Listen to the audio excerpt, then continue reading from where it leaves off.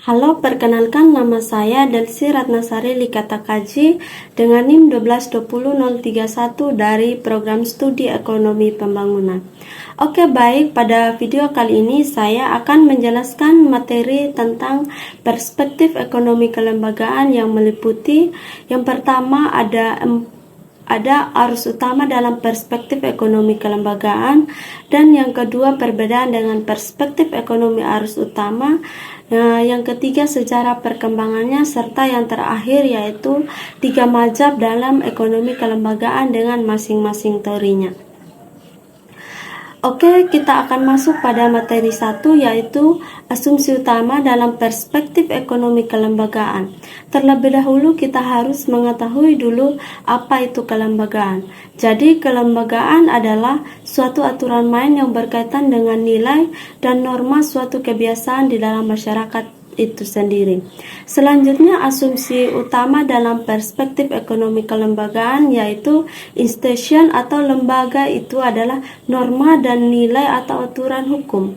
Dalam hal ini berorientasi pada perubahan, berperan sesuai konteks lokal dan diakui karena bagian dari budaya dan nilai yang berlaku dan juga yang sudah terikat pada norma. Dan yang kedua adalah perspektif kelembagaan organisasi, yaitu yang berorientasi pada tujuan, berperan dalam pelaksanaan tugas yang diakui secara resmi.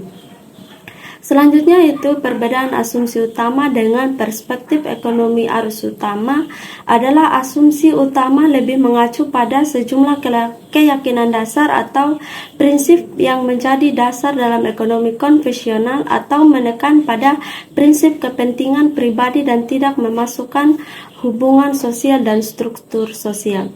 Sedangkan perspektif ekonomi arus utama adalah istilah yang digunakan untuk menggambarkan aliran pemikiran ekonomi yang dianggap ortodoks atau kepatuhan terhadap keyakinan-keyakinan yang benar diterima, khusus dalam kehidupan beragama.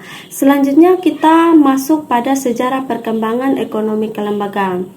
Ilmu ekonomi kelembagaan lahir karena kegagalan ilmu ekonomi klasik dan neoklasik dalam menjelaskan tentang mekanisme pasar yang menimbulkan ketimpangan dalam distribusi pendapatan, kerusakan lingkungan, dan eksploitasi pihak yang kuat terhadap pihak yang lemah. Ekonomi kelembagaan muncul karena adanya kebutuhan manusia yang diawali dengan adanya interaksi antar manusia dan sumber daya alam. Oleh karena itu, kelembagaan bersifat dinamis untuk menciptakan suatu perubahan. Selanjutnya kita masuk pada 3 mazhab utama dalam ekonomi kelembagaan serta masing-masing teorinya. Yang pertama, ekonomi kelembagaan secara garis besar mengemukakan bahwa perusahaan, teknologi, dan masyarakat membawa perubahan terhadap perilaku sosial dan budaya beserta kelembagaan yang menyertai masyarakat.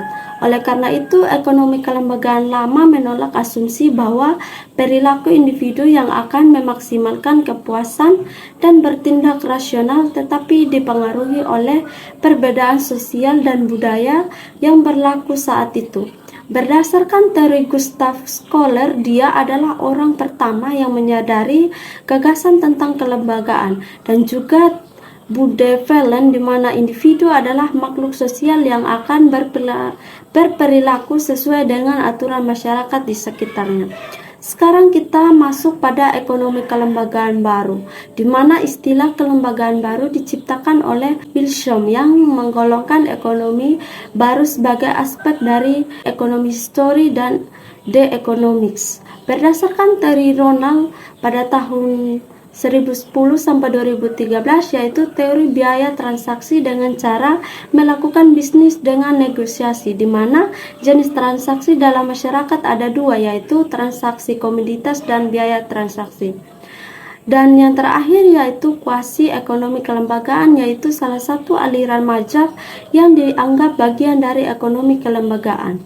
Berdasarkan teori kuasi ekonomi kelembagaan adalah Joseph Schorrell, yaitu mengatakan bahwa sumber kemakmuran terletak pada jiwa kewirausahaan para pelaku ekonomi dan pertumbuhan ekonomi tidak sama dengan pembangunan ekonomi.